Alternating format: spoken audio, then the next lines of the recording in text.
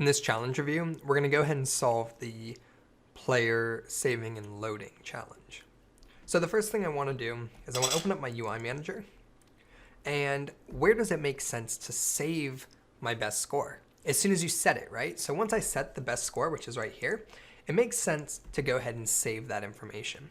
So what I can do here is I can simply just type playerprefs dot set int, because I'm saving an int. I'll open a parenthesis and you'll see here that it's asking for a string key and a value to be saved. So what's the key? The key is whatever I want it to be. It could be Bob, it could be anything. It's a unique identifier that I'm going to use later to load this same data. So for me, I'm going to use high score. And the value to be saved to this high score, you can think of this as like the text file name high score. So we're saving to a text file named high score, and the value that's going to be in that file is going to be best score. I'll go ahead and add a semicolon here. Let's go ahead and hit save our scene. Now, what we've done is we saved this data. What we need to do now is load the data. So if we head back up to our, let's create a void start in here. So right when we start the game, the first thing we want to do is we want to load this data. So instead of it saying nothing, it's going to go ahead and actually say whatever your best score is. So in order to do that, we need to actually load that data. So we need to take the best score, which is a variable, and we need to assign it the playerpref data, just like we saw in the scripting reference. So we say playerprefs dot load int, because we saved an int, so now we need to load an int, which is actually get int. So get int, open a parenthesis, and you'll see here what's the key that we're looking for. The key is what we just saved. So for us, we just saved high score.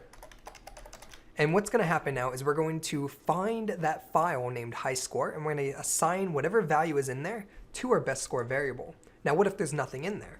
We can hit comma, and you'll see here it's looking for a default value. The default value is going to be 0. Let's go ahead and save this.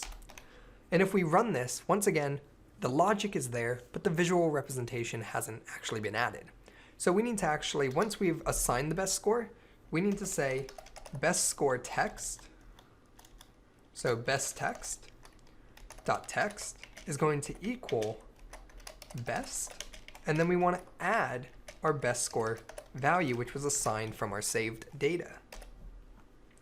Save that, and everything else should be okay. So let's go ahead and save this. Let's test this out. You'll see here instantly that when I run the game, because that file doesn't exist, our best is going to be 0, which it is.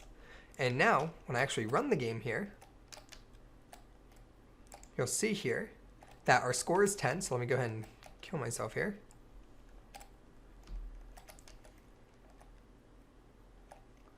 All right, one more. And you'll see here that our best is 10. And if I stop playing and we come back to this game, my best is now 10.